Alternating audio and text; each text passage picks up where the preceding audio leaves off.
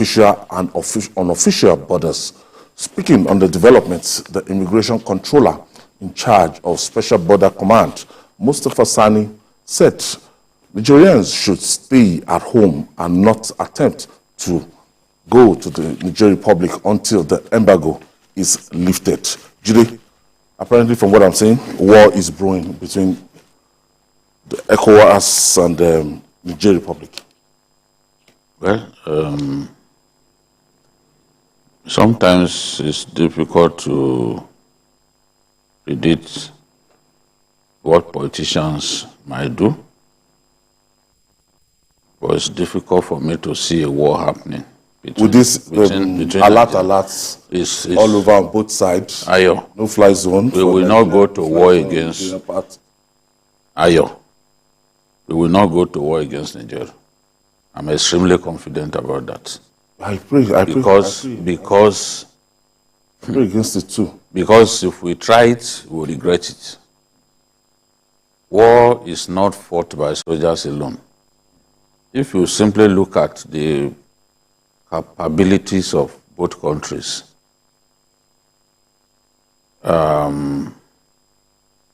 fighting a war between Nigeria and going to war between Nigeria and Niger Republic, in terms of the capabilities of both teams, both countries, is like ladder going into a car race with a Ferrari.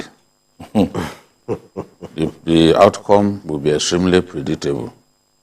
You can't have a situation in which in a Formula One contest, ladder will go and be contesting against Ferrari. It should be a thoroughly one-sided affair. But you have to, when you are talking about war, you have to consider so many things. Putin arrogantly went to war against Ukraine. He thought it would be just one or two weeks, and the president will start begging, forgive us, this and that. They were even talking about regime change. They thought, Shebi is a comedian that is the president of Ukraine. You and I know better now. Since March, he has not been able to deal a decisive punch to Ukraine. And Ukraine now has some capabilities that the world did not expect them to have. At this time, they can take the war into Russia mainland if they want, right now. And they can bring down planes if they want. And even tank warfare, they've destroyed a lot of tanks of the Russians. And the Russians are paid with many lives. People who hate America, who hate the West, they will not admit it. They will say, he has come again. Let them go to the place where the war is taking place and try to get information. War is not something that you simply go into and expect that, 1 + 1 = 2. No, we have extensive border with Niger stretching up to 1,608 kilometers, beginning in the northwest, Kebbi in the northwest, right up to Yobe in the northeast. In Borno, you see we have border with them in Damasak area. We have border with them in Abadam local government, Malam Fatori. And our soldiers, even the things that they need, it is in Boso that they go to get it. I can tell you because I was in Borno State when the currency repainting happened. Many people from Niger Republic were bringing sacks of Naira notes into our own Naira. Yes. Ask anybody who is resident in Borno State and knows a few things about what goes on in that place. They were bringing sacks, Naira notes.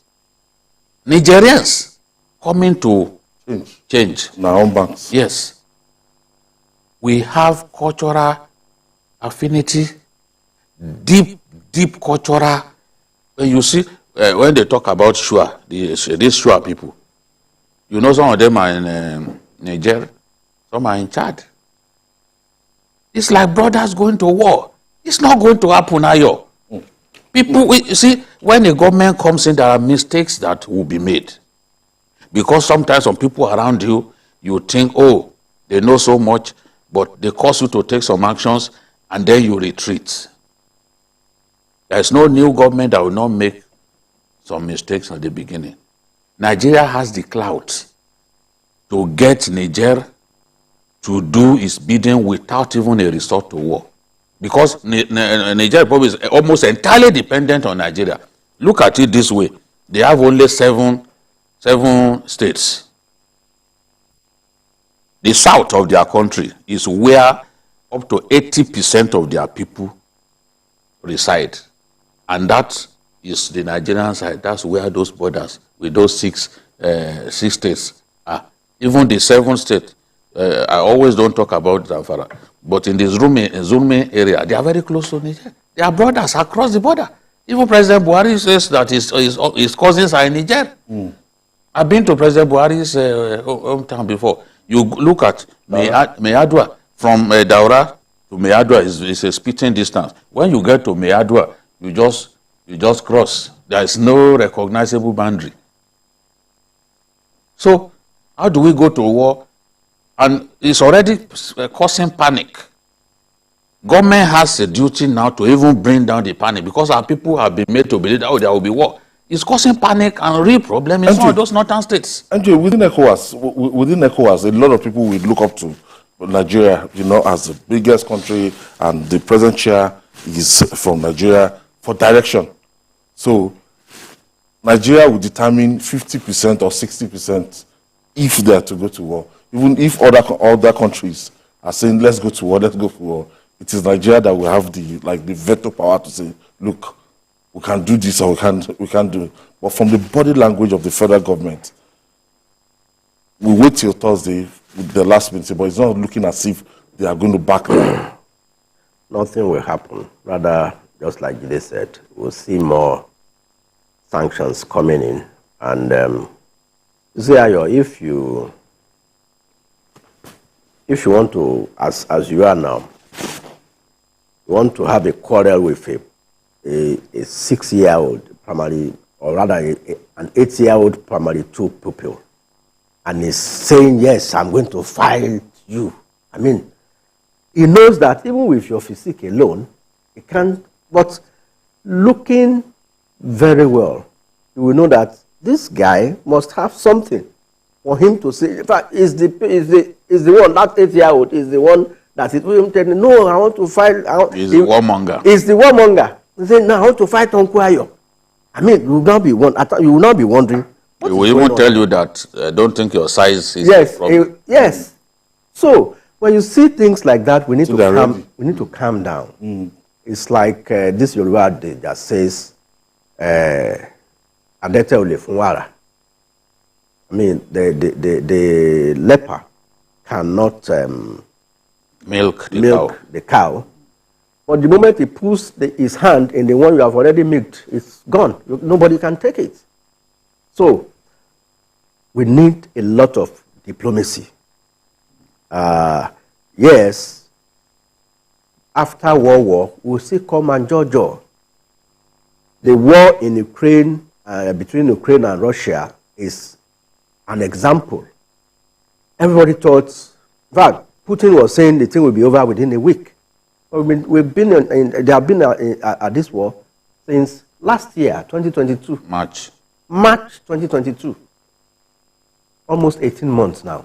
So we need to exercise a lot of caution. And for once, I love the letter Chief Body George wrote to President Bola Ahmed Tinubu. Very sincere, very straight, and very apt. Said, no, we cannot afford to go to war. We have 5 states that borders 6. Niger. Sorry, 6 states that borders Niger. Kebbi, Yobe, Borno, Katsina, Sokoto, Zamfara, and Sokoto. Sokoto, Jigawa. So, between, like Jide said, between Daura and Niger, it's like crossing from Songo Ota to Lagos, to Alakuko, coming in from Songo Ota to Alakuko, for those who understand that terrain. No borders. No, rather, in fact, when you see some of the pictures of Nigerian borders on the internet, you just see it's like in the middle of a town. So we need to be very careful. Now, yes, Nigeria has stopped power supply to Niger.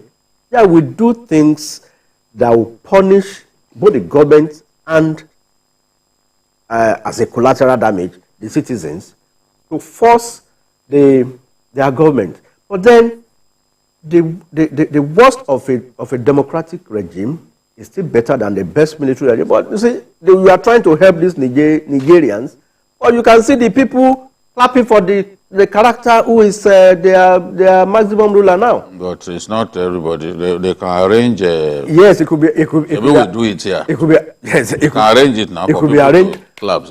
Some of them, you give them placard, they even turn it upside down. They don't even know why you are filming them. So we need to be really, really careful, because the collateral damage. These guys don't care. They might just go and drop a bomb in Sokoto. Ultimately, these guys, it's all about backing down and reinstalling the democratic rule there before. But the military guys are so adamant. I think yesterday or today, they chose a prime minister saying that there's no going back. You see, they've taken that decision. We have to be careful.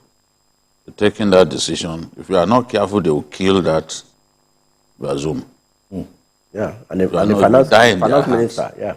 That is former President Buhari's main concern.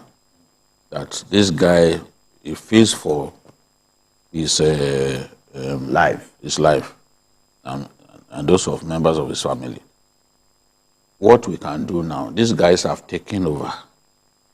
It's not in all cases that you can use force to restore order in a country. The damage has been done. The more days they stay in power, the more they consolidate. What we can do now is get the African Union involved. The African Union can take over the diplomatic efforts. Get them to agree to a short transition to civilian rule. Shebi is Bazoum that you complain about. Bazoum with Songo. Okay, let's have a short transition that civilians can take over. Take this break. We'll be right back after this time out.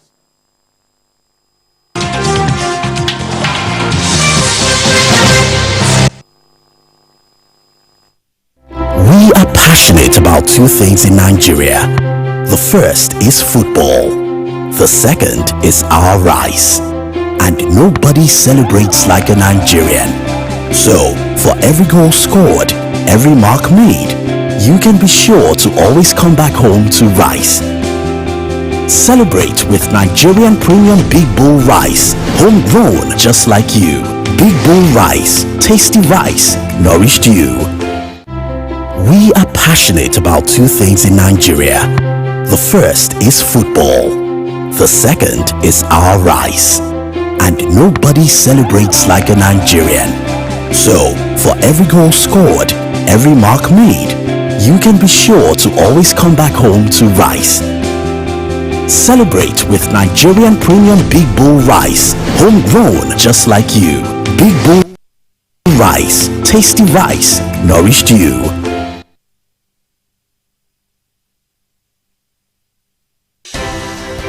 At TVC News, wherever the big news story is happening, we're geared up to break it. TVC News, first with breaking news.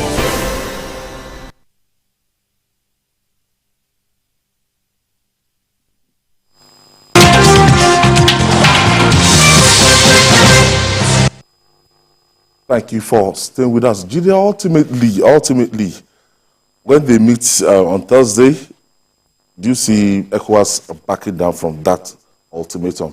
The ultimatum has expired now. So we'll go the way of diplomacy. Diplomacy is the way to go.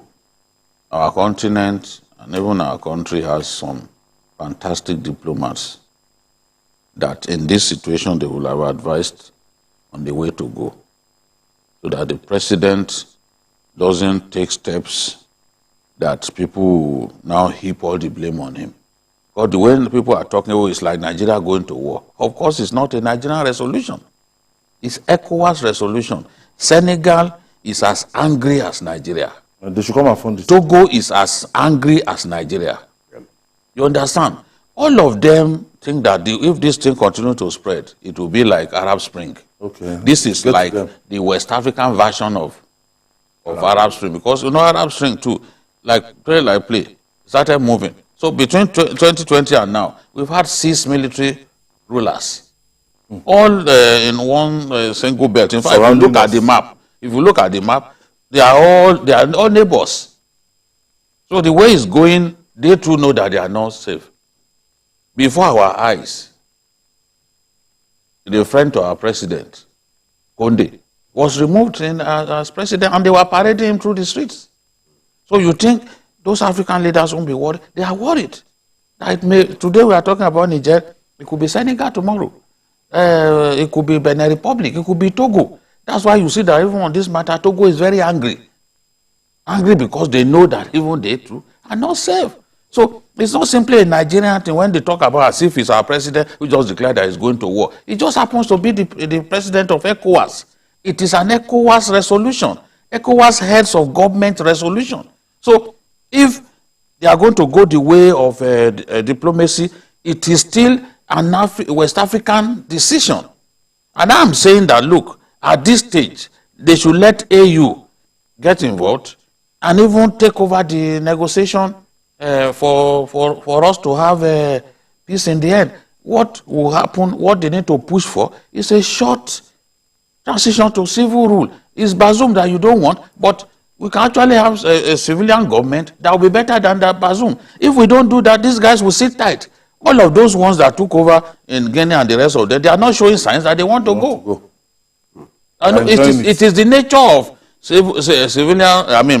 military rule that when they test the waters after a while, why did Nigerians chase away? Why did the military chase away Gawan?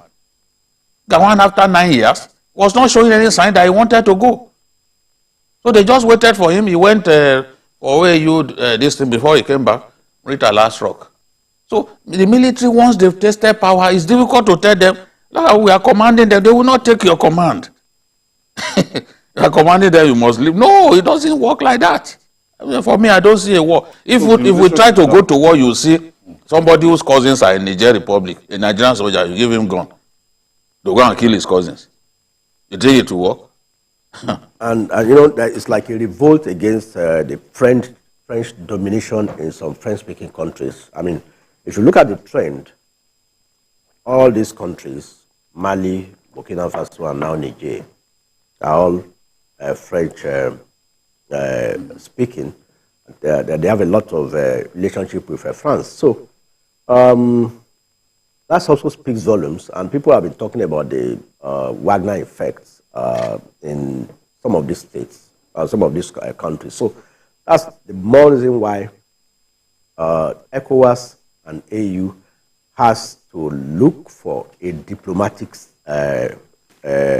end to this conflict. I mean, I see it as a conflict, they take over before they settle down, because they are bidding for time. I mean, the guy has also closed his airspace.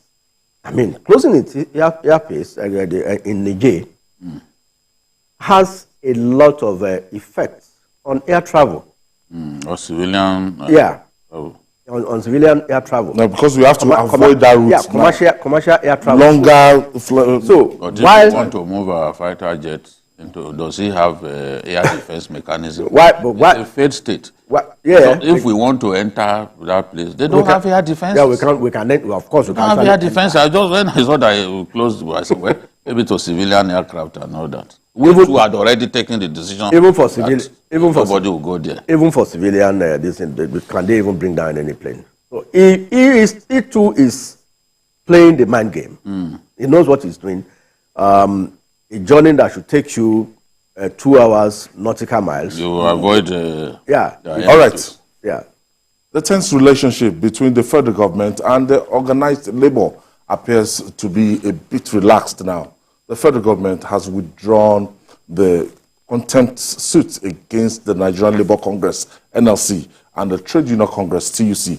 The Federal Minister of Justice, in a letter through their counsel, Femi Falana, said the contempt proceedings filed against the unions for embarking on a nationwide protest last Wednesday has been overtaken by events and no longer stand. Judy, can you give us an insight into this? Yes, it wasn't overtaken by events.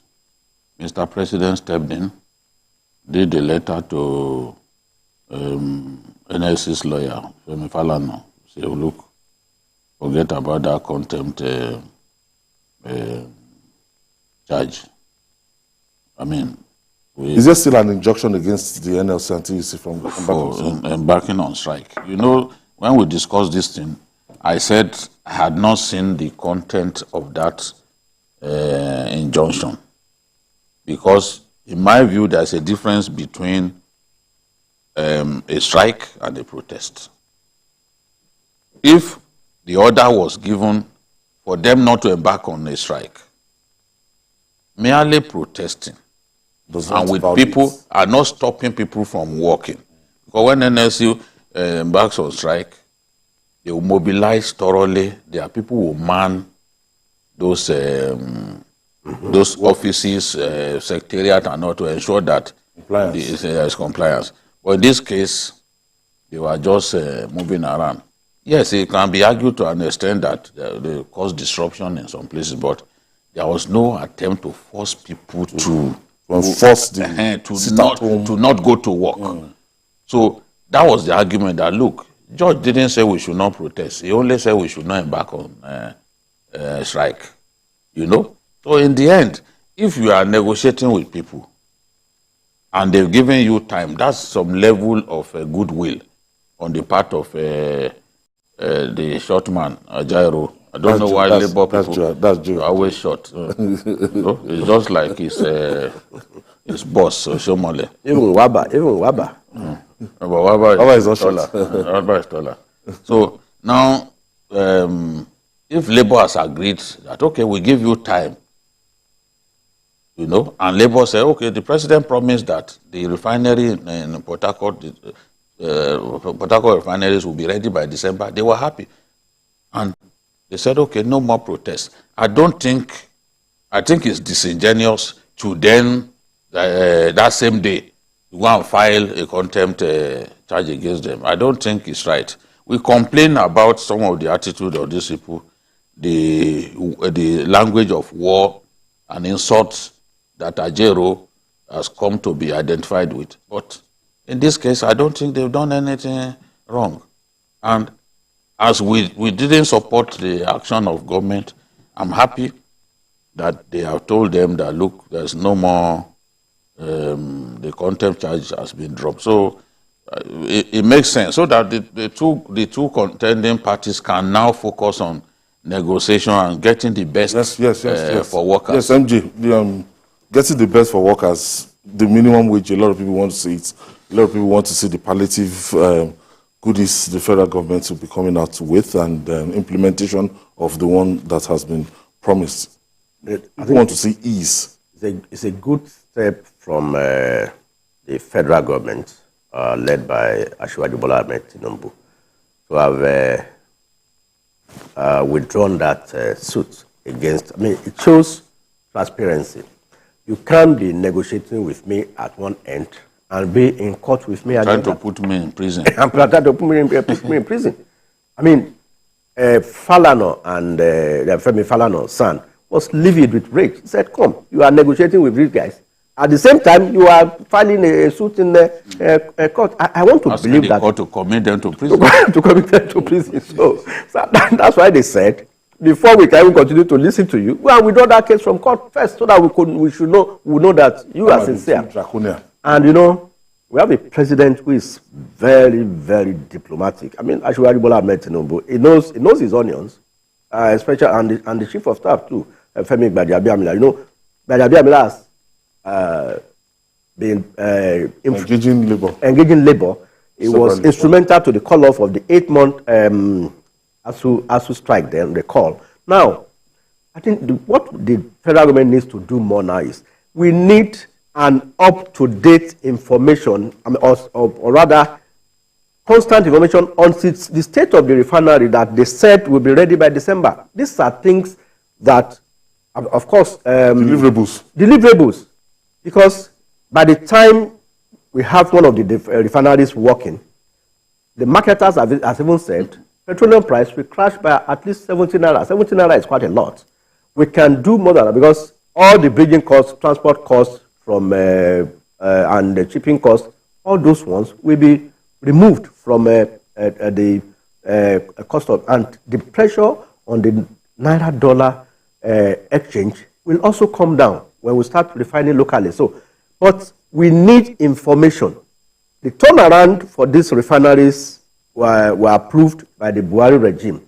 But we need information from the NNPC or whoever is in charge that, yes, this is the state they are by December. We are social capacity, and also Dangote refinery too. We need information because Dangote built his refinery at a concessionary rate of the official rate of the dollar. So the federal government has an equity in Dangote refinery. They should tell us what is happening. They said by August we should start getting some products from the refinery, not just the urea. We want to know what is happening to these refineries. All right, we'll take yet another break. We'll be right back after this breather. Stay with us.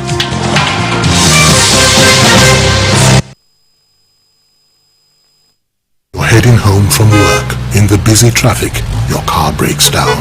Car horns blast. Your car is pushed aside. You call for help. Phone battery blinks and dies. You take a cab. Few miles, tire bursts. What a day. Frustrated, sweating, and tired. Nearing home, darkness envelops the street. Wow! Just one house is bubbling with life. Brilliant lights, loud music, smiling wife, all welcome you. We alone have light? Yes, it's JRB Solar Energy Systems, my anniversary present to us. No matter how dark life is, the sun is gonna shine on everything you do. JRB solar inverters, batteries, solar panels, solar streetlights and more. Telephone 0906 752 1111. Email sales@jrbsolar.com. JRB, the sun is gonna shine on everything you do.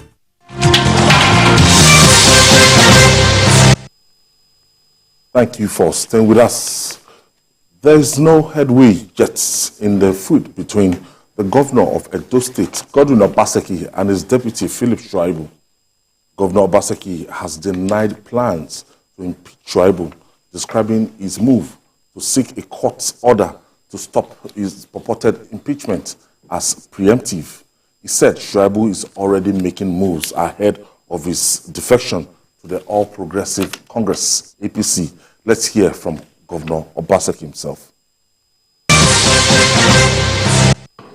I am not aware of any plots or any scheme to impeach the Deputy Governor, Right Honorable Philip Shuaibu. I have also checked, and there is no such plan, or there was no such plan. So the court action that has now been taken by him, for me, is a thing of shock and disappointment. I have sat back to reflect, try and understand why somebody I have worked closely with and given so much latitude to work has decided to go on this course of action, and in fact gotten to a point where he had to go to court. And it is clear from what has happened in the last few weeks that it's unfortunate that this is just a preemptive move by him to conclude what he has already started. I have had reports for months now that he has been in close consultations with friends from another party because he is not sure that you, the leaders of PDP, were going to allow or give him the ticket for the governorship in 2024. I must state here that Comrade Philip Shoaibu has never had a courtesy to discuss his ambition with me. What I hear is that he is consulting. Because the last time we spoke about my succession after the last House of Assembly elections, I did say that we should all be patient and that our task today is to try and finish well, to conclude all the projects we have started and to unify and consolidate our party. Because it's only when we do these two things right would we have the support from our people to produce my successor. I am not angry. Naturally, I should be disappointed, but I am not angry because I think I understand what is going on. You know, for me, I don't believe Governor Obaseki, because if Governor Obaseki is saying there's no plan, there's nothing on ground, and we've read it in the media that Shoaibu has been, has not been allowed to enter some meetings, given access to the governor, and for some time they've not been seen. Not allowed to do his work. To do his work. So all is not well. The next thing you see, if they're hostile to you like that, the next thing coming might be impeachment. Yes, that's how they behave. That's how they behave. Fence you out first. That's how they behave. They first show you that they don't want to see you, then later they will instigate, because most of the state assemblies are in their pockets. Yeah. Absolutely. Why should governors be the ones choosing speaker? Governor will say, this is the speaker that I want to work with. Who are you to be choosing speaker? Because you are governor. Will you be governor forever? Many of you have ended up in the National Assembly now. You are in the National Assembly, you can't exercise the powers of governor. Those long convoys are gone. Gone though. Those the grandstanding that they do, behaving like they are the nicest things, that they are the nicest things since the cure for COVID. All those aids. Those things are gone. So what they think? You know why I don't trust this Obaseki man? A man who can use just people that you can count on your fingertips to run an House of Assembly. Yes, 4 years. He did it. He used the courts to stop them. Yeah. And those guys, people that were elected by their constituents. Throughout. They organized a charade of an inauguration. Yeah, the day they did the inauguration in Ekiti, where Moji's brother emerged as deputy speaker. We even traveled to witness it. Yeah. Obaseki did his own at midnight, with some people said to be wearing only their boxer shorts. Whether it's an exaggeration, I don't know, but I don't put anything beyond Nigerian politicians. People were aroused from sleep to say, yeah, come, let us do, because you don't want everybody to be part of it. At the point because you felt that Oshiomhole will produce the speaker, assembly, and he didn't have the number. So a governor that can suffer people for 4 years like that, so he stopped their constituencies from benefiting, their constituents, from benefiting from representation. He was man enough to own up to that level of wickedness. You think they will tell me that he will not kick Shoaibu into touch? And I will say no, he will not do. All this is saying that, that is not aware. That you are not aware does not mean it's not going on. It's not in the offing. And Shoaibu, by now, would know what usually happens when you are galloping on the back of a tiger, galloping. A tiger is not a horse. How they serve breakfast, you would have identified that this thing is coming. It's coming. That I'm about to be served that Breakfast, exemplary breakfast is coming. He knows. So that's why you said the move is preemptive. What is wrong in being preemptive? You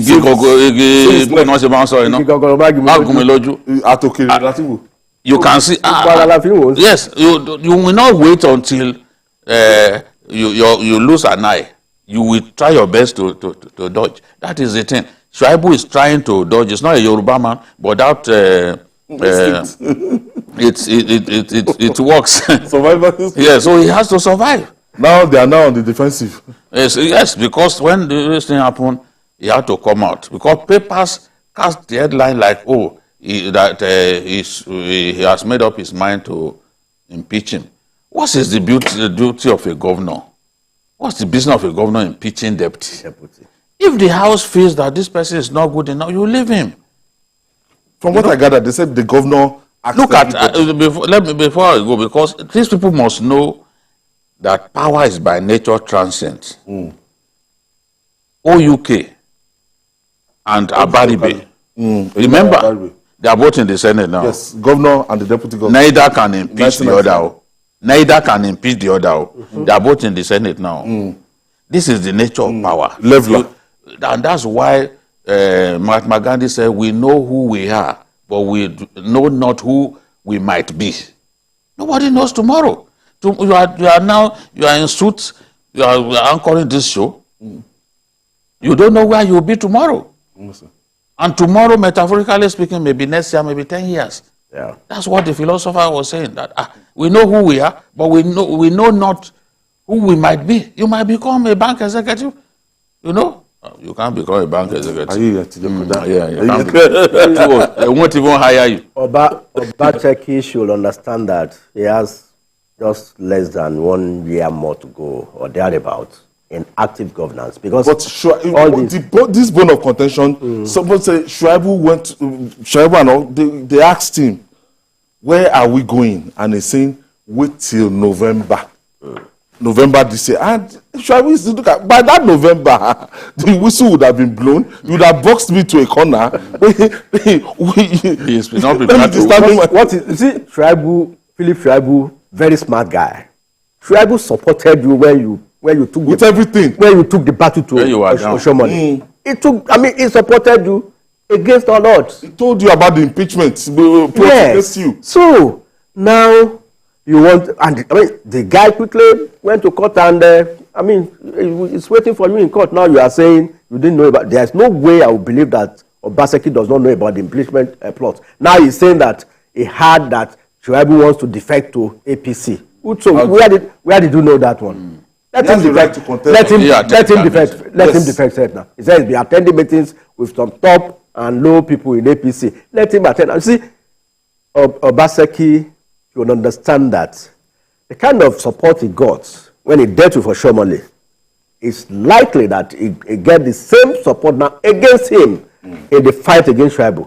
And even in picking the successor. What goes around comes around. Comes around because Wike had already apologized to Oshomole that he didn't know that the person he's supporting was a liar.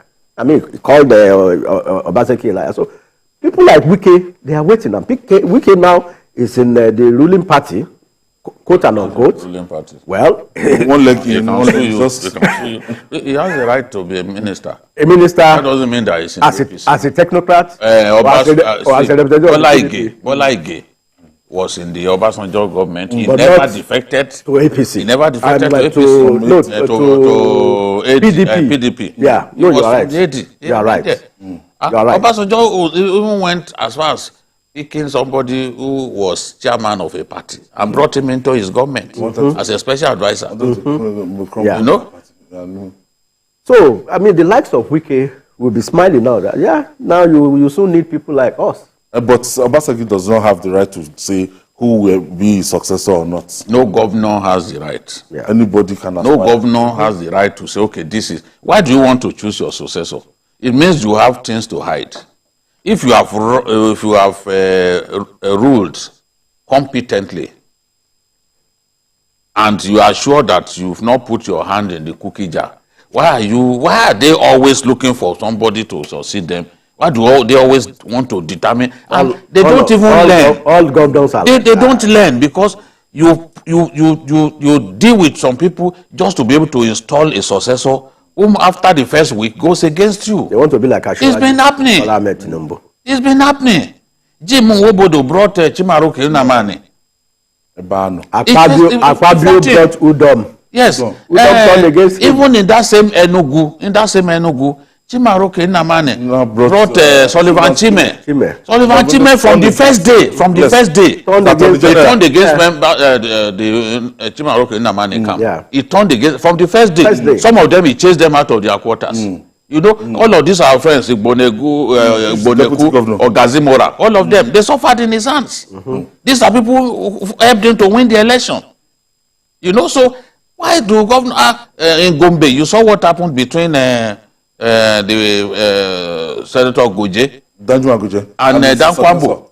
We can go on and on. Even Obi out of Obi. No, not that one. Dankwambo was the governor that left the place before this new one. Okay. Now, he brought Dankwambo, and he said after inauguration, Dankwambo stopped talking to him. It was on the day that his wife died. Okay, go. That he now came. And he was abusing him in prayer that this same woman that used to take care of you when you come here, you came here only after her death. So, the same Goje also helped the current governor to come to power. Today, even the battle that this current governor is giving him is worse than what happened between him and Dankwambo. So politicians should learn. From the fact that you help somebody to get to power does not mean that you are guaranteed his loyalty. They all want to be their own man. Once they become governor, they look at the power that they have. All right. And they tell themselves, no, I'm not going to listen to a so-called godfather. Okay. And finally, all is now set for President Bola Tinubu to constitute its cabinet. The Senate has approved the appointment of 45 out of 48 ministerial nominees submitted by President Tinubu as ministers.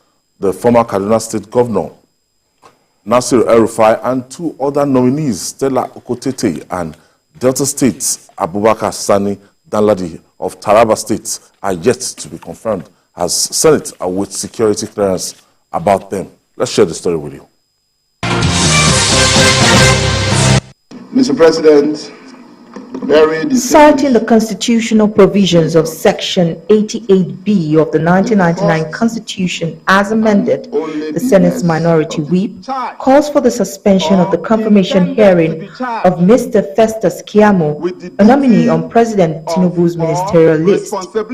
Senator Nwokocha insisted that the screening of the nominee be stepped down until he explains his refusal to honor several limitations of the National Assembly over a 52 billion naira empowerment scheme. I move a motion that we suspend forthwith this nomination and wait until when this is clear, so that he can freely work in our environment and tell Nigerians, I have perfectly done well because this record has been put straight. Pending when he decides. Senator Nwokocha's motion was seconded by Senator Einaya Abaribe, who also pointed out Mr. Keyamo's disregard for the National Assembly. The session soon turned rowdy after the motion was put to a voice vote, and it sharply divided the lawmakers, forcing the President of the Senate to rise from his seat to restore calm in the hallowed chamber. After an executive session that lasted for over 3 hours, the man in the eye of the storm, Festus Keyamo, who is now faced with the consequence of his past actions, tendered an apology to the lawmakers. And confirm every single one with a BVN number. They are all there for complete transparency. Till today, we did not see one cover of that. I needed to make that clarification.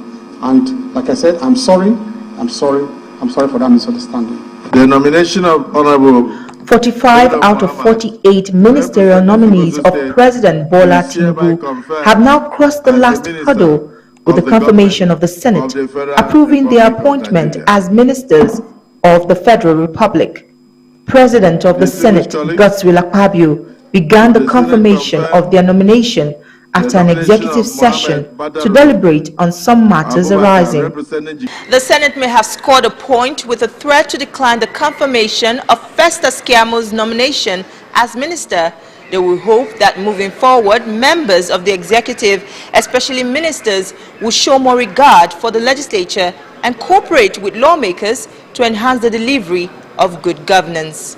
Tijesu Adeoye, TVC News, Abuja. Yeah, the largest cabinet so far since 1999. 47 number. 48. Now 45. 45 over 48. 48, I mean 45 cleared now. Yes. Officially. So anytime from now, they can take I don't even know I think this security screening that they are talking about should have been done even before they were nominated. You know, for someone like Dan Ladi, for example, that they are saying, oh, there is a court order that says he cannot hold public office for so, you know, then that of Okotete, they should have been able to clear those ones. What is the essence of the DSS? Their job is to, you know, once people, yes, they are supposed to do that due diligence, that check, before it even gets to the point that they will be screened. That, in my view, is what should have happened.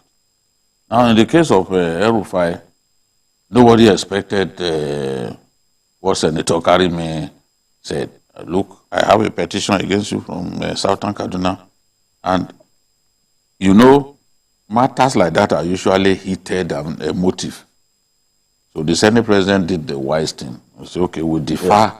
His screening. Yeah, we'll defer his confirmation, you know, until that security clearance comes.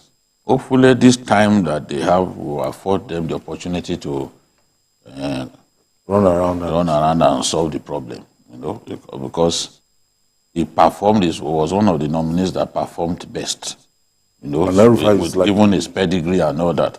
But people have issues with him, and in terms of capacity, is good. No one can doubt it. But people have issues with him in terms of even some of his utterances and all that. This, in my view, should also be a lesson, because in the age that we found ourselves, you can't just say things anyhow. It may come back to haunt you. So I do not expect the president to drop El-Rufai because of this. I think that that security clearance will come in his favor. But again, president, no matter how, they can still again, I think that the lesson would have been learned. I think that lesson will have been learned.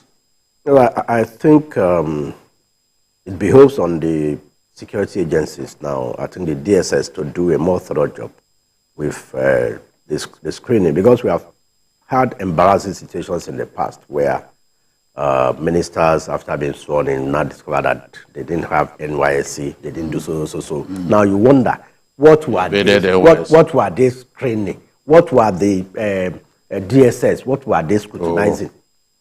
I mean, so I think they should do more of this job diligently, so that but for somebody like El-Rufai, I think is somebody that should pass that security clearance, right? Because it's one of those who actually worked very hard for the president. I mean, you can't blame somebody for being blunt, just like Keyamo. But I think another point here is that we need to moderate whatever we do, because Keyamo never knew that a day like this will come when he will be humbled. I mean, you know, at a point his hands were at his back, shaking his head, say, these people, our people, you won't get me, you know.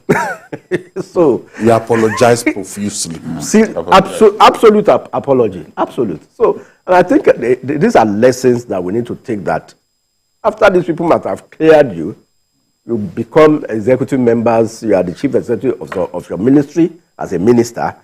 When they call you as part of their oversight functions, you must go there and answer and explain. I mean, like Emefiele, they called him several times to come to the Senate. He never responded. Only on a few occasions. So, yeah, he went. Yes, he later went. He was giving one excuse or the other. I mean, maybe after so much pressure, when they wanted to recall him, I think when he went there. as I said before, these people have the duty of oversight. But some people stay away because they accuse the National Assembly members of extortion. Whether they do it indirectly or they use agents to do it, it has to stop. Extortion. No doubt Yes, about that. it is not the duty of the agencies, the ministries and departments that you are oversighting To fund the job, activity, yeah. to put you in hotels. No, when you do that, you are setting the table. Yeah. You are setting a table for compromise. People who they will now give you money. They will put you in hotel. Remember what happened? Yabo Obasanjo, that matter. And the second Aruma Aute. This thing has been happening for some time. If they don't conduct themselves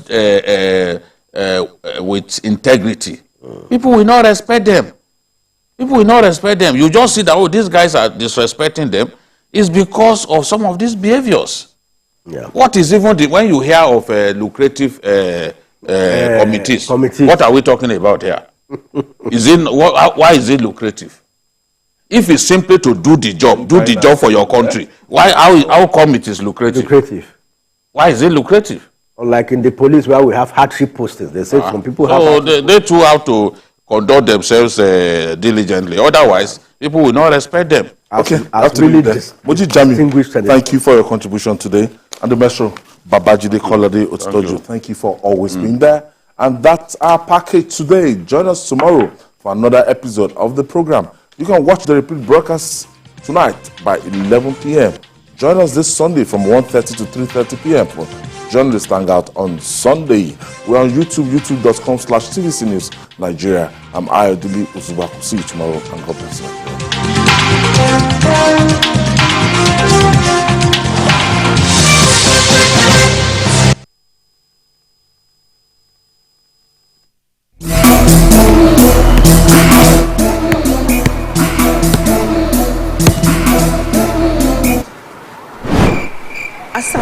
Pass ball. What? Here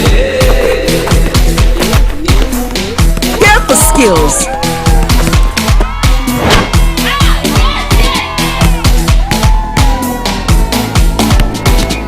Here for choice. Here for fans. Here for dreams. Here for goals. Here for celebrations.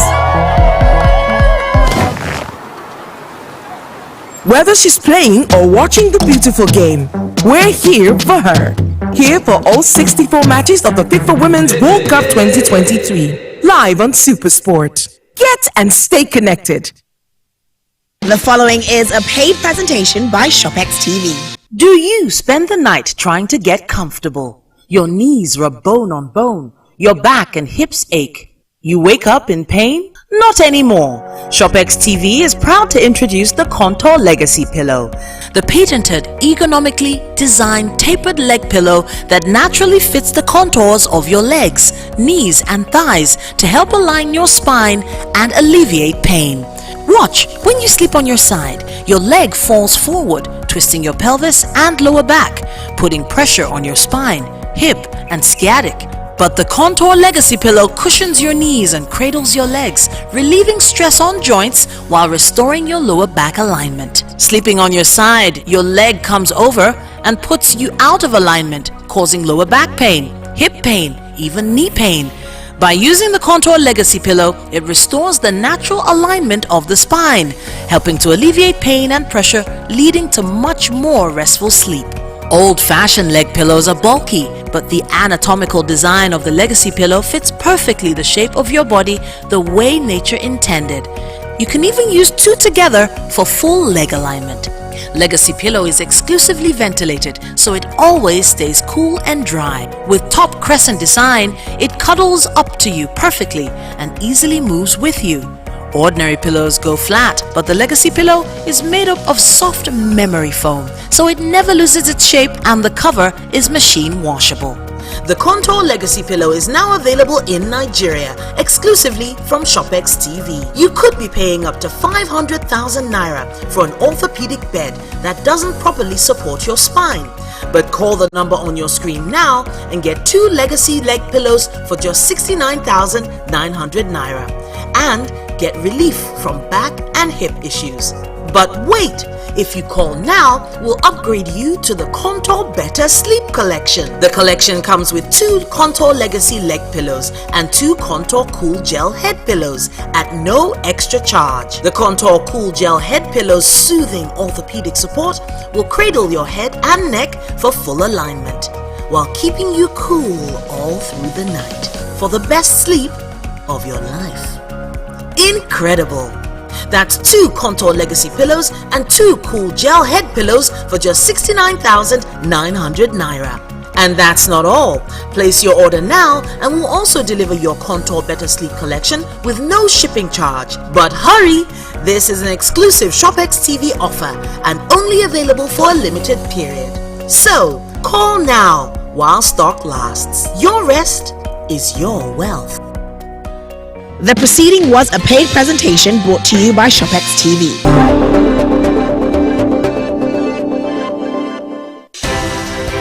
At TVC News, wherever the big news story is happening, we're geared up to break it.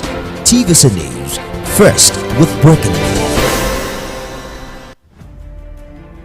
Politics is defined as getting what, where, when, and how. But in the mix, many things come to play to shape the political fortune of any country. Honorable Minister, sir, you misinform the public. From the political actors to the electorate, campaign to voting, from debates to policy decisions, big events happen to engage us in constant conversation. That's what we're looking for. Not some people who are talking about ethnicity. No. Who is on your mind? Don't worry. Join me every day on Politics Tonight, where we dissect issues that shape our political destiny. Politics Tonight, weekdays on TVC News.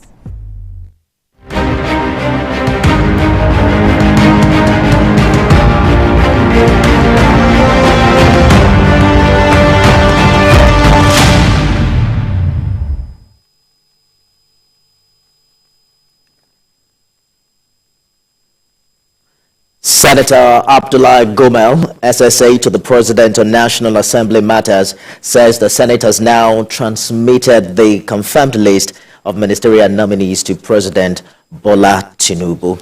45 ministerial nominees screened. There are still some 3 on the waiting list for security clearance. It's day 71 of President Bola Tinubu's administration, and we are monitoring developments in its first 100 days. Thanks for joining us on the program. You can join the conversation right now on Twitter with the hashtag first 100 days.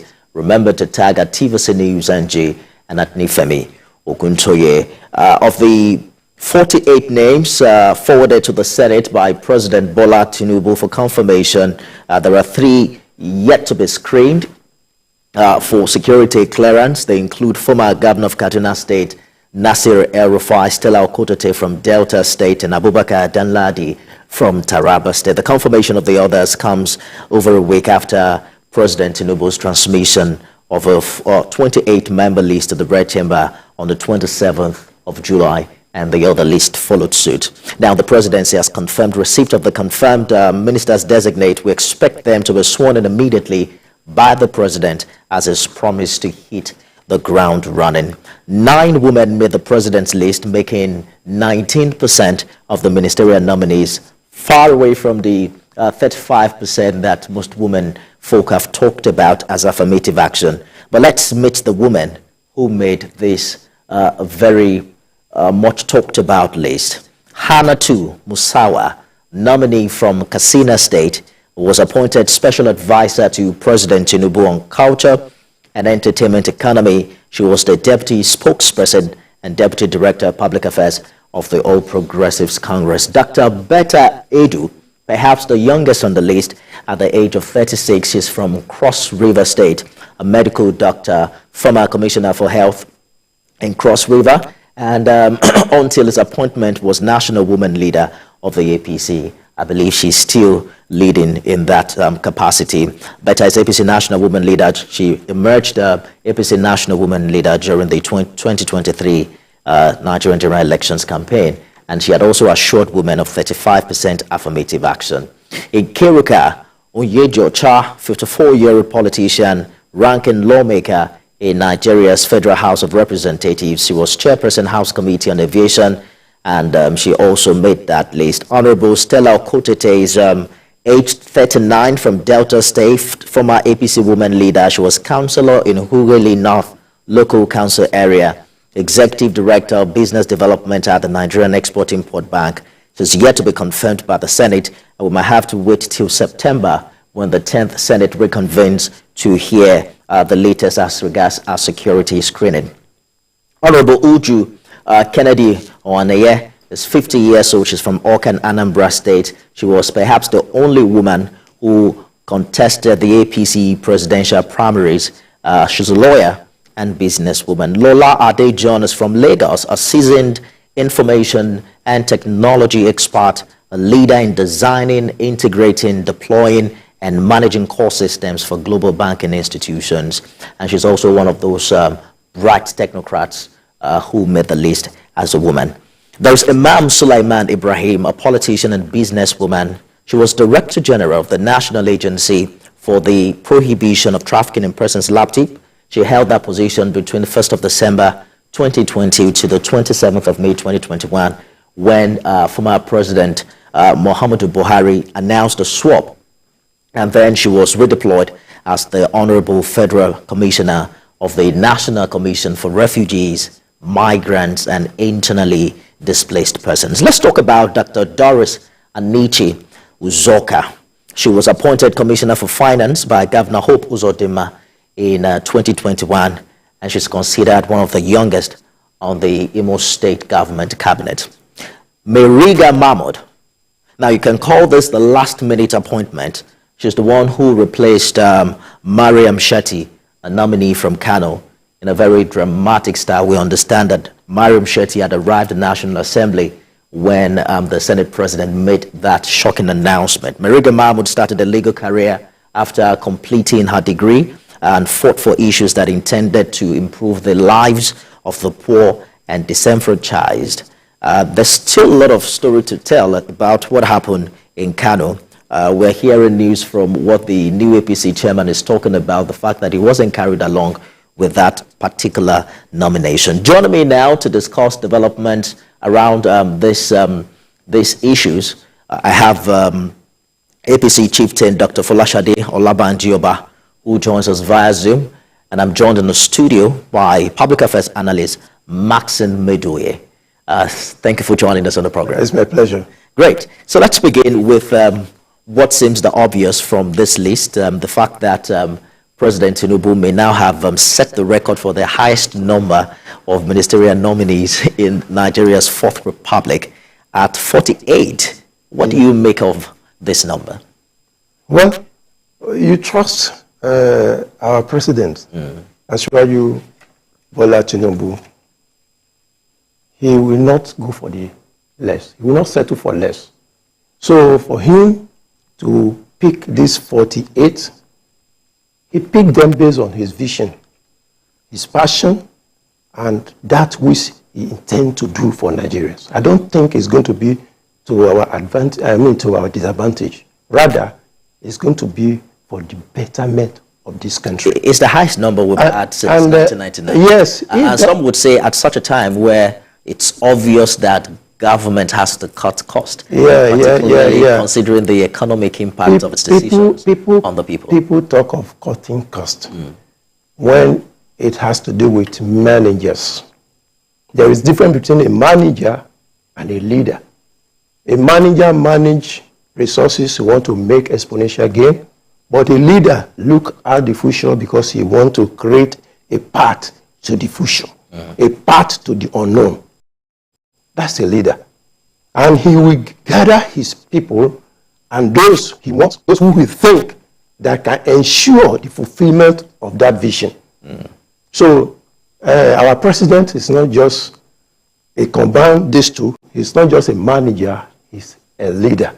So he is doing what a leader should do, not necessarily just going to comply with the status quo and say, and it's not even cast in stone that we must have 39 or whatever ministers, that we cannot have 50 ministers if the leaders deem it fit, that will be what will give him the vision that he wants to deliver for Nigeria. And I think that, to me, is just fantastic. 9 former governors and a significant number of senators and members of House of Reps, many of them who will now have to leave their positions to, join Mr. President's cabinet. We probably will now have to return to the polls to elect new lawmakers. What do you make of, 9 former governors, for instance, a governor becoming a minister?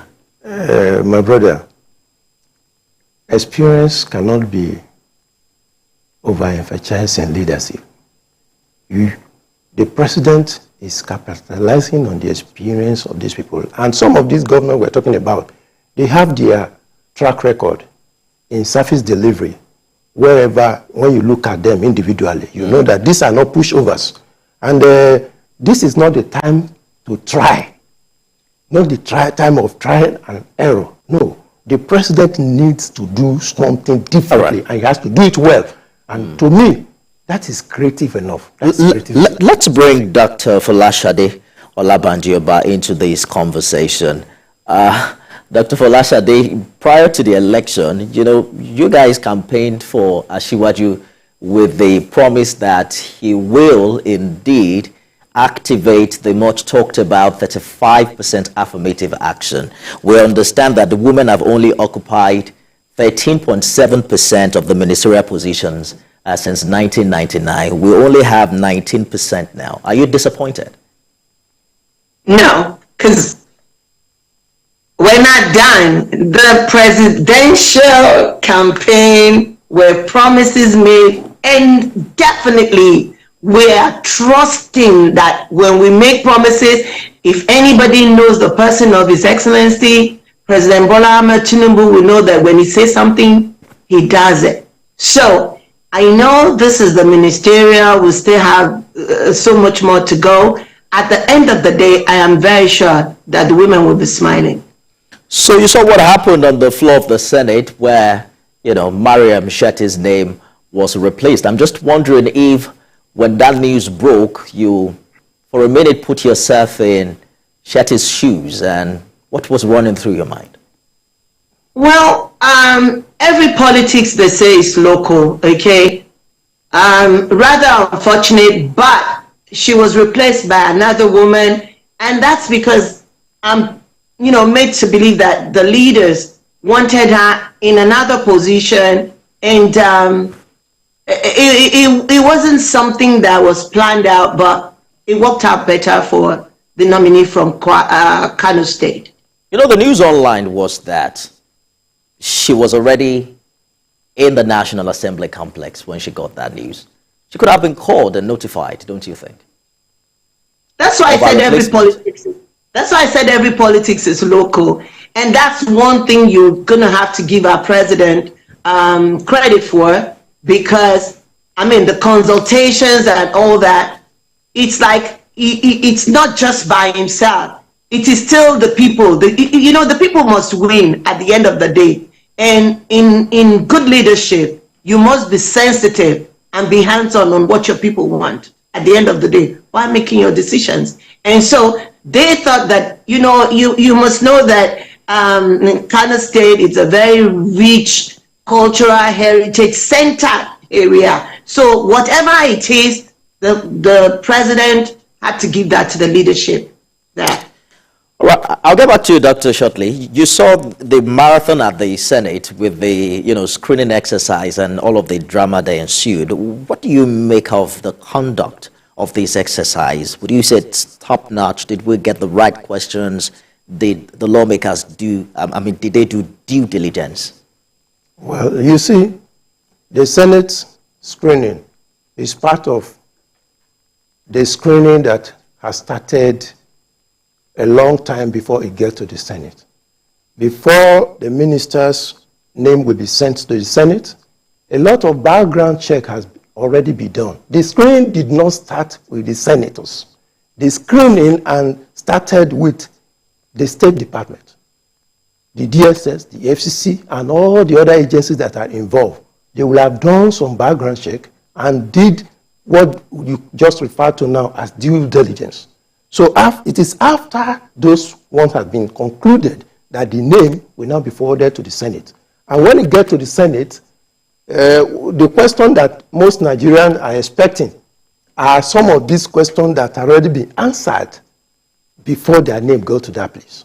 So, and you see the senators will look at those positions, the position of the screening committees. I'm talking of those people that have already done their due diligence and then harmonize. It is when they see there is anything, they discover there is anything that is not too okay with them, that they can raise objection. That is when they will delay either the or defer confirmation or try to do some other things, return the name back to, that is it. But if they haven't found anything that warrant that, are you going to subject them to kind of, what kind of, they can't sit down there and start writing papers and all those type of things. No, that's not how, even in the developed countries, they still do the same thing. Once the president deems it fit to send names, and that name has passed through the DSS, the FCC, all other paraphernalia of power that's involved in screening of candidates for such ministerial, for such position, then the senators will definitely do what they have done, the needful public acceptance of such position. Dr. Folashade, you saw the screening exercise yourself. It was streamed live. We also saw the dramatic turn of events, particularly with Dr. Tijani and Festus Keyamo, senior advocate of Nigeria. What do you make of that process? Nigerians are divided as to what happened with the senators. Would you say that we saw a screening exercise that performed better than previous ones? Definitely. It's about accountability, transparency, and the due process. I mean, I give it to them because obviously the elections and all that we went through this year was like no other. And you see the quality of our leaders in the Senate. I mean, I was really, really impressed. And then with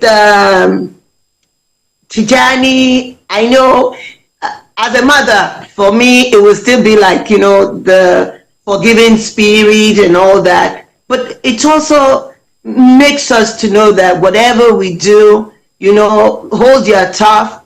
But sometimes you don't get to hear, all the sides, in your reactions. So, but the president has promised all inclusive, everybody. So it is not just because you are from a party or whatever. Everybody that's got the best to offer Nigeria, if he believes in it, come on board. And I celebrate him for that. All right. So you heard her talk about the, Dr. Tijani episode. There are some who are saying that, well, from his previous tweets, he possibly did not believe in this type of leadership. Yeah. But now he's brought on board to work with them. What are your expectations? That's a challenge for that young man. And I think, you see, what you stay outside to see sometimes is not what play out when you get inside. Running a government is not just running your personal business. It's not the same thing at all. The same thing when you are in the state level or at the state level and you are just facing your state as one of the tiers of government is different from when you are at the federal level where you have to deal with multifarious problems and all the complexities that federal government required.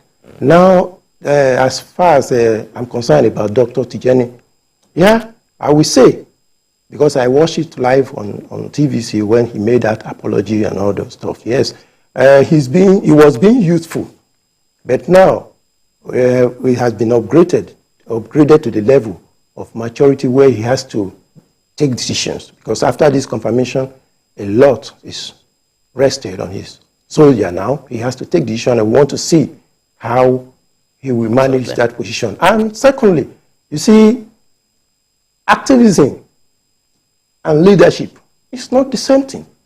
There are social activists and there is leadership. Activism, you can say anything, you can criticize even the moon and ask God, why do you put the moon in the night and sun in the day? But when you are in charge to take decision and to direct the course of the moon, it is then you will understand that it is better to have the moon in the night and have the sun in the day. So that's the difference. I believe the young man has realized now that leadership has called on him, and I love that what the president did by inviting some of these guys who he perceives has what it takes, the mental capacity, not just the mental capacity to criticize.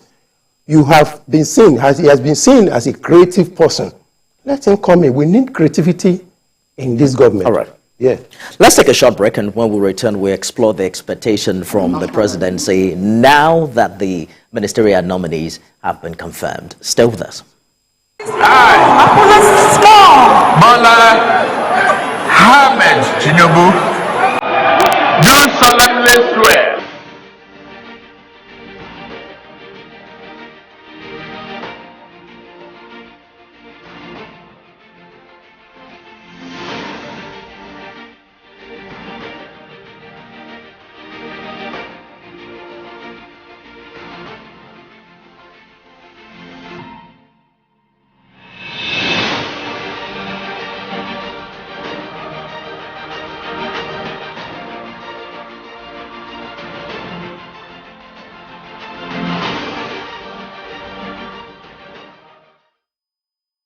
Public Affairs Analyst Maxine Medoye is here with me in the studio. I'm also joined by Dr. Folashade Olabanjioba via Zoom. All right, so it's 71st day. How do I put it now? It's now 71 days of the Tinubu administration. My expectation, like every other Nigerian, is that the president promised to hit the ground running. Now we have a list of confirmed ministers. The SSA to the President of National Assembly Matters has confirmed that that list has been received at the presidency. How soon do you expect them to be inaugurated, Dr. Folashade? Well, as soon as possible.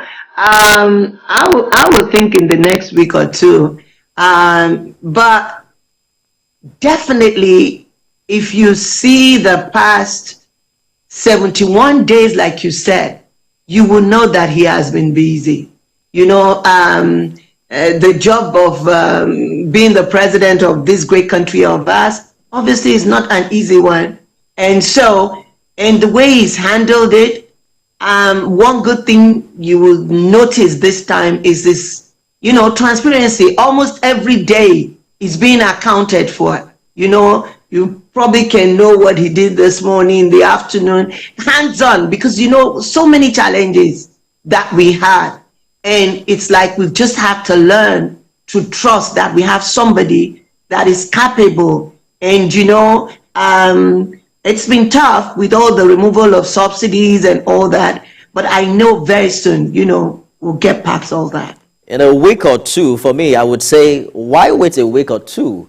I mean, by tomorrow, next tomorrow, the minister should have been sworn in. We should understand their portfolios for a government that wants to hit the ground running. Come on. He's already started doing that. The first thing he did was even the essay. So if you really look at it, the functionalities, so much is make sure that there is no room for anything there. But this is now like we're set and good to go. Like you said, it could be tomorrow morning. But you know, also I'm being careful. I don't want to say tomorrow morning and you come back and say, what happened? I'm not in the president's mind.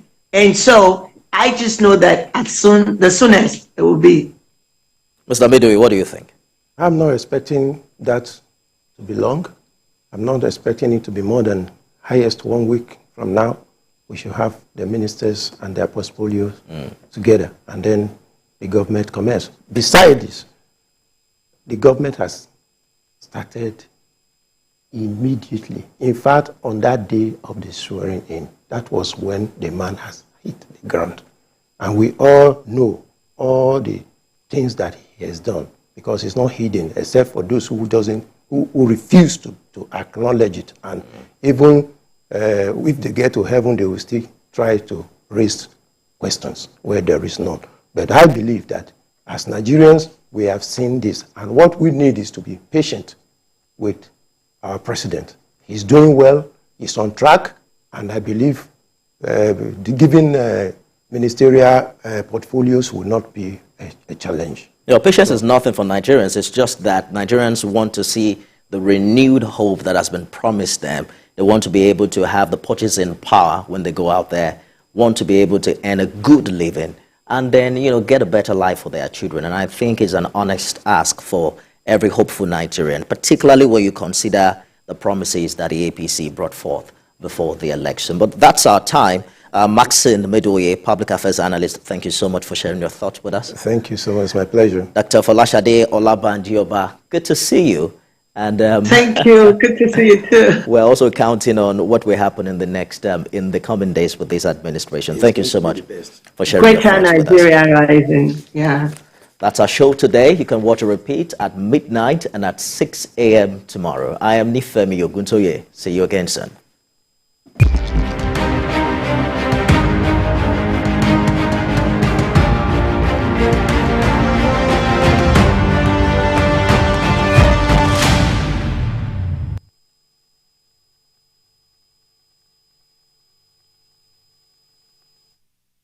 The following is a paid presentation by ShopX TV. Struggling with energetic kids and you can't get them to get to sleep? Tried so many things to get them to snooze, but nothing seems to work. ShopX TV is proud to introduce an amazing gift for the kids. Introducing Happy Nappers. They are happy nappers. They love to sleep and play with you. The perfect play pillows that pull open to a sleepy sack surprise. Who are the happiest nappers of all? Happy Nappers! They are more than just play pillows. They are comfy sleep sacks that keep your kids warm and wrapped safely in their favorite play characters, day or night. With a simple pull and zip, your child can snuggle up and nap inside of it. Imagine children that actually want to take a nap. They are your go-anywhere friends. They play with you all day, and when it's time to sleep, you just pull on their feet. Sleepy time, playtime, anytime is happy napper time. And when the napping is done, they fold back in for even more fun. Ordinary play pillows or blankets are not as much fun, and they don't hold the heat in, unlike happy nappers. And the sleep sacks are completely enclosed to keep your child warm and cozy during nap time or even through the night. Toluwani absolutely loves her Happy Napper kitty cat. It's pink, girly, and fluffy. Everything that she loves. Well, I love it because it's a 2-in-1. She can play with it all day, and when she's tired, she can take a nap in it. Sultana loves his Happy Napper's Grey Shark. He loves playing with it and has real adventures with the shark. It's been really hard for him to sleep recently, but thanks to his Happy Napper Shark, he finds it so easy to sleep all through the night. And to be honest, it's simply easier for me too as well. Happy Nappers is now available in Nigeria exclusively from ShopX TV. You can choose from Pink Cat, Grey Shark, White Unicorn, and even a Pink Unicorn. Don't forget, Happy Nappers comes with the ShopX TV's 30-day money-back guarantee. Happy Nappers are a great gift for any child and come in medium and large sizes. Get the ShopX Medium Happy Napper for 49,950 Naira and the large Happy Napper for 69,950 Naira only. Call the number on your screen now or visit our website at www.shopxtv.com to order yours now. And that's not all. If you order now, we will deliver to your door with no delivery charge. But hurry, limited stock available, so call now while stock lasts. You can be a happy napper too! The preceding was a paid presentation by ShopX TV. Hello Hello there, there's a brand new quarter and your favorite TV program CAC Weekly is about to unveil new innovations fresh from the Nigerian Company Registry. Now, have you heard of the Extensible Business Reporting Language XBRL standard for filing of electronic financial statements? Do you also know that there's so much that you can do on your own on the company's registration portal CRP from the comfort of your home or your office? Because the CRP offers end-to-end electronic registration solution for accredited customers and the general public to initiate and complete pre-registration and post-registration applications electronically, online filing of annual returns, online registration of limited liability partnership and limited partnership. See you there. Have you been thinking of where to acquire knowledge without stress and inconvenience? Then what are you waiting for? The National Open University of Nigeria is the place to be.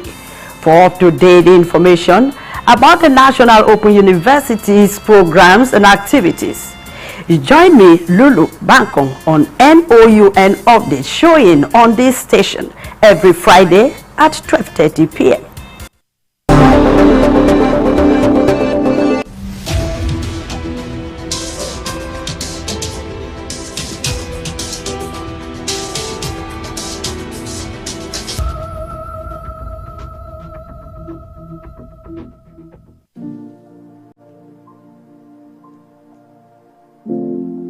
After the hustle and bustle of each day, one place people are expected to find rest is home. Statistics by the Association of Housing Corporations of Nigeria, which ranks the country home ownership at 25%, being the lowest in the world, compared to Brazil with 74%, Kenya 75%, South Africa 70%, and Indonesia 84%. Over the years, provision of adequate houses for citizens in Nigeria has been challenging for government and corporate bodies. Nigeria, with over 200 million people, is facing housing deficit, which leads to possible unaffordable cost of rent. Lagos, the commercial hub like many commercial cities in the world, has this attribute of expensive accommodation for its residents. Over the years, house rent continues to rise, making living in the city a tough job. There are many factors responsible for high cost of rent in Lagos. To find out more about this, I went in search for answers. Oftentimes, tenants blame house owners for high cost of rent. I met a house owner, Deji Amure, who has been a landlord for over 35 years. He tells me that high cost of rent should be pegged on the cost of building materials and agents. So everything has gone up. When things go up in Nigeria, it doesn't come down. So, and it does affect the reason why we raise the rents. It does.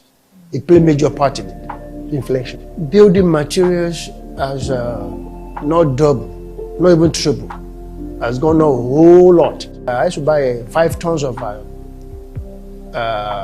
granite at 35,000. If the same 5 tons of granite is now 70,000 naira. You have agents that bring you people a lot, maybe from your state, from other states that want to move to Lagos. They are the problem. Agents think they can dictate the rents. I have agents that will come to me and say, sir, how much are you collecting? I'll say 500. I know you can collect 1 million. So they are not really helping. If an agent come to you that I'm asking for 500 and say 1 million, I mean, come on. I'm going to collect the 1 million. Reacting to this, an agent, Benga Ashogbon, confirms that some agents influence house rent and agency commission for their own interests. Some agents personally, they influence the cost of the rent. Sometimes it could be the landlord. The landlord will tell the agent, somebody has spent 3 years in my house. Since over 3 years, I've not increased their rent. So I want an increment. So the landlord can actually talk to his agent. If he has a lawyer, he can write his lawyer and say, please serve whosoever is in the property an increment of so percentage. So sometimes some agents just use their own discretion and increase the rent. We are asked to collect 10% of whatever the client is paying on letting. but in some occasion we influence it to 20%. But in the situation whereby clients said they cannot pay, we consider them to that 10% that they can pay. A lawyer says that the government should ensure proper policy implementation to address these issues. While we preach to our people to reduce their inordinate greed and then try to bring in humanity and human face in everything that we do, we will also, on the other side, ask that the government should come in by way of policy making and policy implementation. Government has a responsibility and a role to bend backwards and pick those ones that you call the downtrodden. The measure of good governance is not by the number of the elite that you build houses for, but the number of the masses that you have touched their lives. A Lagos-based realtor explains that some people are interested in the eyebrow areas, which are competitive, hence the high cost.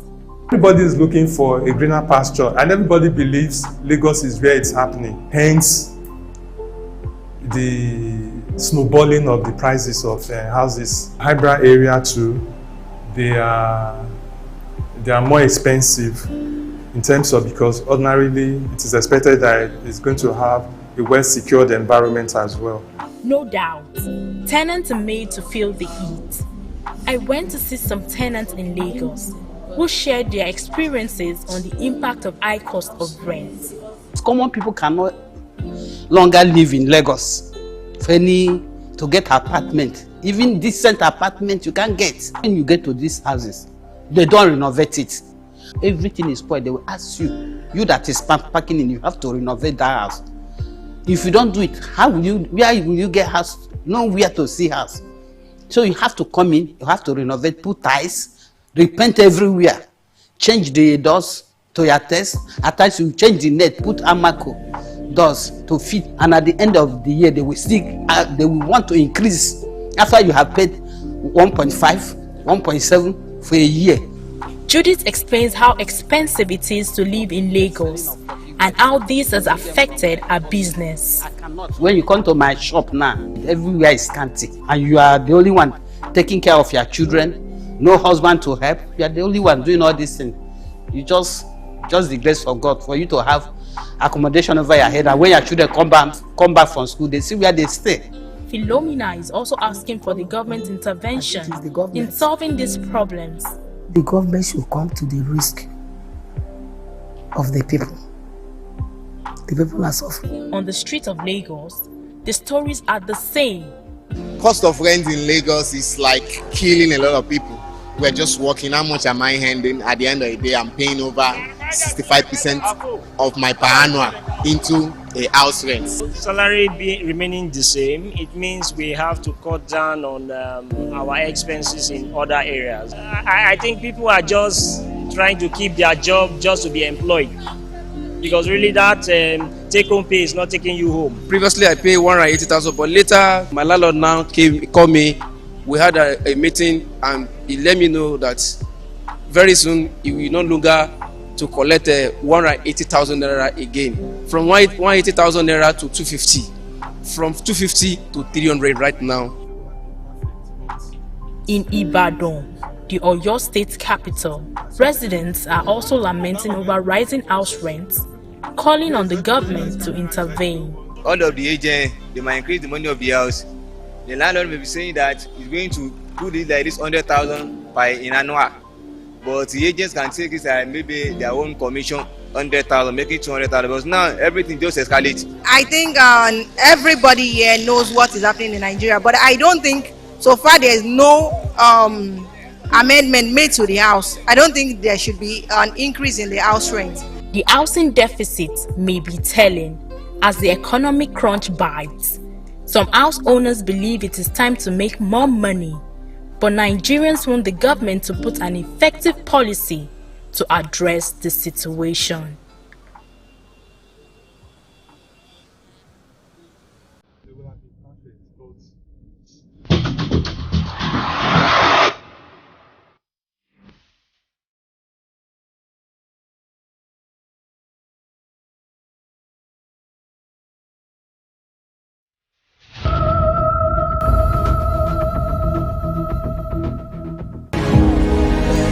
The idea His father is dead and buried among the hundreds killed in their community. The last thing she heard about her husband was that he was shot and macheted while he was trying to escape the bullets and blades of militiamen. Help us with foodstuff. Before now, he used to bring variety of foodstuff, rice and others, but now nothing to eat. See this child, I don't know what to do with him. It's not been easy for us. Please help us. We have little children and I am also a young mother. Please help us. We are not finding it easy. Widows gather at the various IDP camps, waiting for the next meal, funds, or whatever help they can get from compassionate individuals.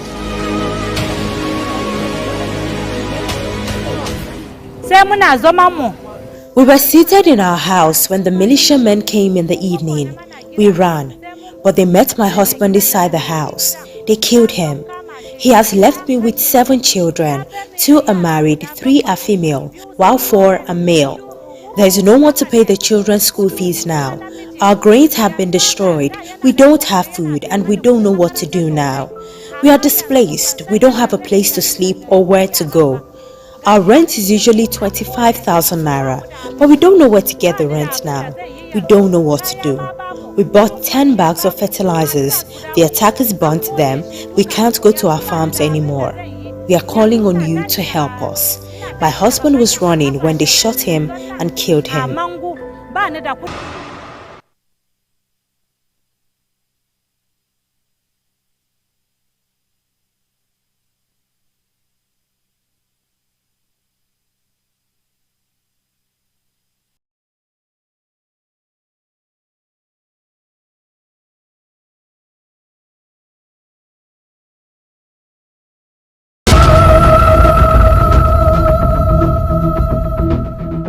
Nigeria has a population of over 200 million people. Out of these, 70% are under 30 and 42% are under the age of 15. No gainsaying that the world keeps advancing in technology. While this has opened more opportunities for genuine businesses to thrive, there's no denying the fact that it has also made young people more vulnerable, especially over the internet.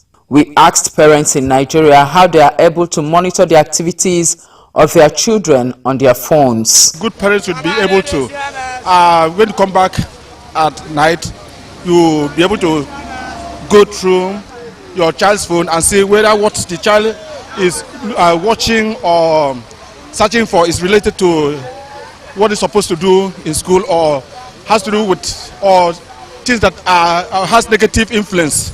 I check their phone most often.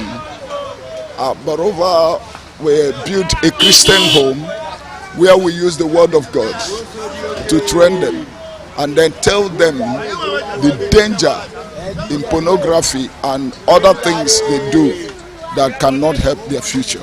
For children that are not up to 18 years, at least to at least an advanced age, we don't need to handle them phone. And if you are giving them phone in order for cartoon's sake or whatever, we should monitor what they are doing there. We should check them and see if actually they are playing cartoon or they are doing something, because most of them are too tricky. Because their sense these days now is too much. They will go inside the room and be watching what they are not supposed to watch. I will advise parents to always check. Even when they are sleeping, just stand up at the middle of the night, go and check their phone. Just let them know that they should not use password that you don't know, so that you can check whatever they do on the phone last. At any time you have access to it, check whatever they are doing on their phone. My first child is 11 years. The second one is 9 years. So they are not up to the age that can be using phone, so I don't buy phone for them.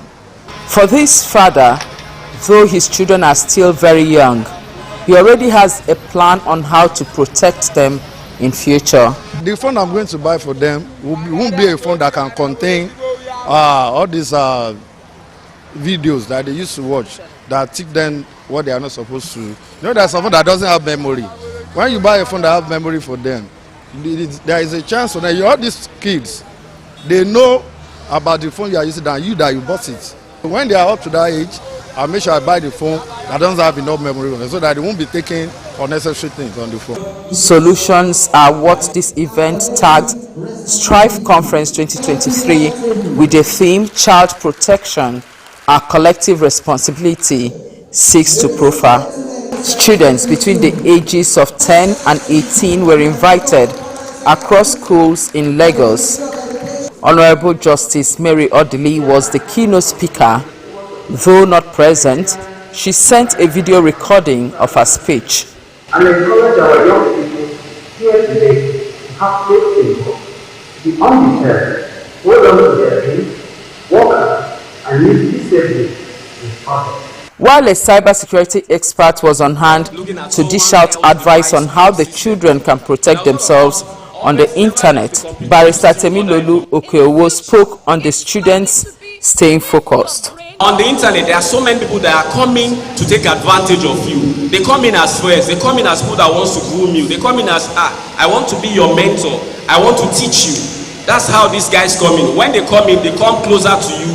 Most of them, all they try to do is to steal information, is to know about your parents. This is how kidnapping starts. They come, they are chatting with you, they are trying to encourage you, they are trying to advise you.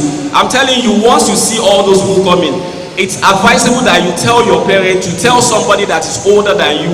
This is our discussion. Never keep discussion with somebody private. The world is in a chaotic state today. The average youth out there is confused. The average teenager wants to grow up so quickly and shine and become famous and be known without being processed. And I tell you, if one is not careful, you could have dangerous accidents in life. I can tell you for a fact that if you're going to stand out in this world, in the future, it's likely to be with your brain, with what you've read. For the organizer, the conference is aimed at educating and empowering the children. Everything is digital, so as much as these things are wonderful, it makes learning easy. These children are just a click away from vices. They are a click away from pornography, a click away from